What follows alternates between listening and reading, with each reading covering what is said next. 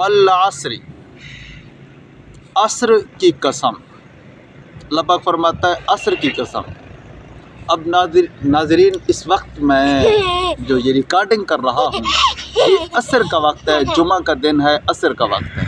अल्लाह पाक ने असर के वक्त की कसम इरशाद फरमाई है और फरमाया असर की कसम, इन्नल इंसान लफ़ी खुस्र, बेशक इंसान खसारे में है, घाटे में है।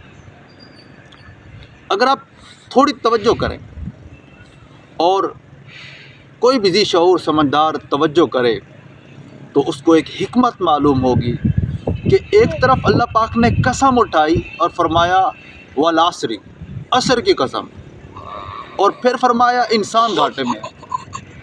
तो इसको आप यूँ समझें कि एक मज़दूर, मिसाल के ज़रिए समझें कि एक मज़दूर सारा दिन जाता है कमाने के लिए, अपने बच्चों का पेट पालने के लिए, बच्चे उनके घर पर भूखे हैं, लेकिन वहाँ जाता है वो फजूल खुशगपियाँ, गफलत, ताश खेलना, मतलब इसी तरह वक्त ज़ाया कर देता है।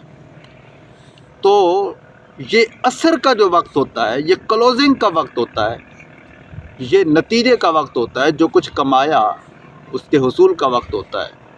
अगर ये कुछ भी कमा के नहीं गया असर के वक्त, तो अपने बच्चों के सामने जो भूखे हैं घर पर, शर्मिंदगी का सामना होगा। तो ये अक्लमंद को इसमें इशारा है वल्अस्र कि असर के वक्त की कसम, यानी ये इशारा दिया जा रहा है कि ऐ इब्ने आदम, तेरी ज़िंदगी की भी शाम होने वाली है, तेरी ज़िंदगी की भी असर होने वाली है। तो ये जो असर होने वाली है, अब तू कब अपना मुहासबा करेगा, कब गौर व फिक्र करेगा कि तूने क्या कुछ ज़िंदगी में कमाया है। तेरी ज़िंदगी की जब शाम हो, तेरी ज़िंदगी की जब असर हो, अपने रब के सामने अगर नाफरमानियाँ करके गया, कुछ कमाई करके नहीं गया, तो क्या मुँह दिखाएगा? शर्मिंदगी का सामना करना पड़ेगा। तो जब शर्मिंदगी का सामना करना पड़ेगा तो फिर तो इन्नल इंसान लफ़ी खुस्र, इंसान खसारे में है। अल्लाह पाक हमें शर्मिंदगी से महफूज फरमाए। नाज़रीन, आपको एक मिसाल के ज़रिए, बल्कि एक रिवायत और हिकायत मौजूद है।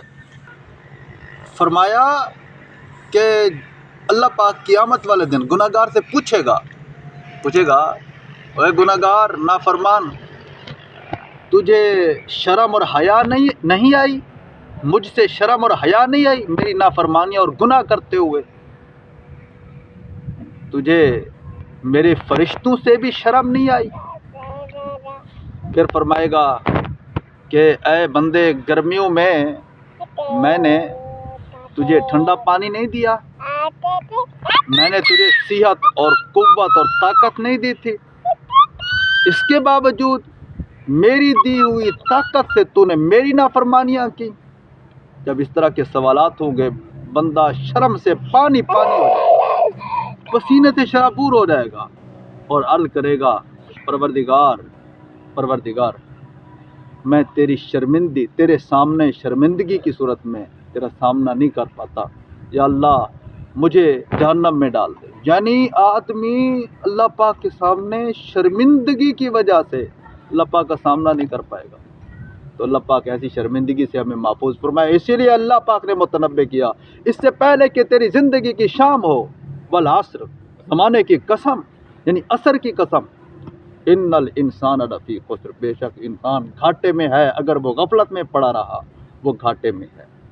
अब इस बात को एक बहुत बड़े मुफस्सिर वो कहते हैं, ये बात, इसकी तफसीर मैंने एक बर्फ़ बेचने वाले से सीखी। बर्फ़ बेचने वाला बाज़ार में ये सदा लगा रहा था, इरहमू इरहमू मैं यज़ूबु रअसुल माल, रहम करो उस पर कि जिसका रअसुल माल, जिसका माल पिघला जा रहा है, रहम करो। यानी बर्फ़ पिघल रही है, सरमाया पिघल रहा है। जब उसने ये सदा लगाई तो उन बुज़ुर्गों का कहना यह है कि मुझे समझ आ गई कि इंसान की ज़िंदगी उसका रासुल माल है, ये पिघल रही है, ज़िंदगी पिघल रही है। अब हम अगर इस ज़िंदगी को हम अल्लाह کی اطاعت میں، اس کی رضا میں گزاریں گے تو مقصد حاصل ہو جائے گا، زندگی کی مٹھاس ہوگی، آخرت کی مٹھاس ہمیں نصیب ہو جائے گی۔ اگر ہم نے ایسا نہیں کیا تو زندگی کڑواہٹ میں ہوگی۔ تو ہم ایسے کون سے کام کریں کہ جس سے ہماری زندگی میں آخرت میں مٹھاس آئے؟ تو وہ آگے اللہ پاک نے ارشاد فرمائے، ارشاد فرماتا ہے اِلَّا الَّذِينَ آمَنُوا، سوائے ان کے کہ جو ایمان لے آئے، یہ گھاٹے میں نہیں ہے۔ یقین مانیں جو مسلمان نہیں، جو مومن نہیں، وہ انسان جانور سے بھی بدتر ہے۔ ایمان یہ بہت اعلیٰ صفت ہے جو انسان کو انسان بناتا ہے، ایمان لانا۔ اور پھر وَعَمِلُوا الصَّالِحَاتِ، نیک اعمال کرنا۔